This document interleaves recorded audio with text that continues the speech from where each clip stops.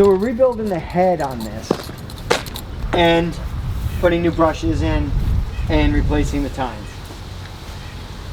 So with the cover on, you get the other feeder, but this is where your row would go right here.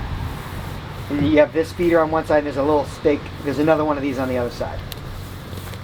And that like picks up the plants.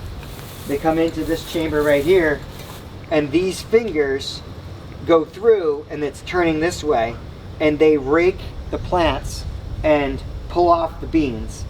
And then the rakes hit this brush, and the brush stops the beans from flying up around, and the beans hit this. Beans and leaves, all the leaves. The beans and the leaves hit this, and so it looks like just like a green, like just foliar stuff. And it comes up here, and they fall into this chamber, and this is like a big blower, and it sucks all of the leaves out and chucks them off to the side. And then just the green beans come up on this conveyor, and they fall onto the deck, and we have them stacked. And what happens over the years is you hit rocks and stuff, and you break these sets. And so we're missing 25 tines and these brushes. And so I'm going to, we're just going to replace these 25 times in the brushes, put it all back together, and actually got to go pick beans next week. So it's a pretty high priority project. This is on the top of my list of things that's going on. Yeah, which is why the cooler doesn't get worked on all the time. Yeah, I'm like, oh, you're kidding me. This all broke. This was like something that should have been on the winter list. Shit. Now it's an August thing. Now it's an August list. Yeah. So, like, where'd you find this? Where did I find this? I found this in Fall River, Mass. Oh. It's just some other farm had it. Some other farm had it, and he wanted to get rid of it. I can't remember which farmer I stole this from. This is my own design on it, but I was at a talk. It was at the New England Conference, I think. Might have been Vermont. Take the sling bag. We put the forks through the eyelets, right? Here and here. You take the forks through the eyelets, and then you put the sling bag on here. There's a hole in the bottom of the sling bag. It goes in there. You take your forks, you pick up the whole deck. Now you can get this much higher, because you couldn't get it as high because your first amount of your forks are already this high off the ground when you have it this way, and then it sags. But now you're on a solid ground.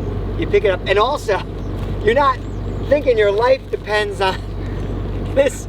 Although I've never had one to rip, but anyway, you put this over that big red fertilizer hopper, and then you pull the cord and untie it, and it dumps out the middle chute and goes right in, and that's how we load it.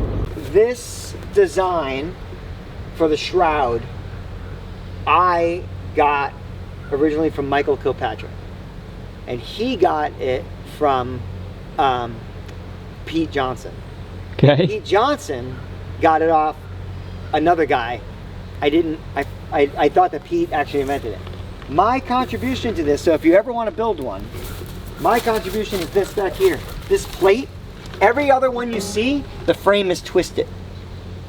And the frame is twisted because metal heats up and contracts and then plywood. So mine isn't attached. This is just a piece of plate steel. And it's just double nutted. Sitting on. So the hot pan, as you can see, there's hot spots where it's gotten warped and bucked, but it doesn't pull the frame because it's not attached to the frame. Loose fit, yep. It's just sitting there. Now when you go down the road, it's like, But hey, it definitely does the job. This was, I thought this was going to be wicked important because of, the height and stuff. I made, how long it took me to do these barrels? These are from Harvest Lug. I'm going to get a bunch of different sizes, but this is the Harvest Lug crate.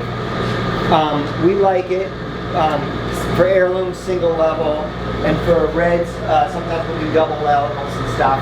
They hold like 20 pounds, they don't dent the fruit, and they obviously offset blocks so that you can stack them. But the thing is, the transportation is amazing with them in that they don't fall. Because we have, you know, the hay grove is all the way up the hill. It's a acre and a quarter greenhouse, and then we do another almost 2 acres of field production. So having these is great. And then we discovered another use for those is we've mechanized our greens production, and so we put our salad greens in here, and they run through the AZS just this way. And then we put the tsunami and everything in. We had to put a valve, I'll show you that later. We had to put a valve into the AZS to slow down the rinse water because it was damaging the greens. And then, but as soon as we did that, the new model of the AZS actually has a dial that you can actually regulate. But we just put a 2-inch ball valve in, and it just slows that water to feed down. And then you already have your tsunami that you can monitor in there and everything, and it goes through. And then we just take those and dump them into the bins that go into the spinner. And then the other thing that we now use these harvest lugs for, we only put 1 layer of new potatoes in the bottom out in the field. And then we take these all back to the wash station, and then they can just be sat on that AZS and run through. And then from the time that they were taken off the plant to the time that they're in the bulk crates, they've only been touched the one time that they were picked up.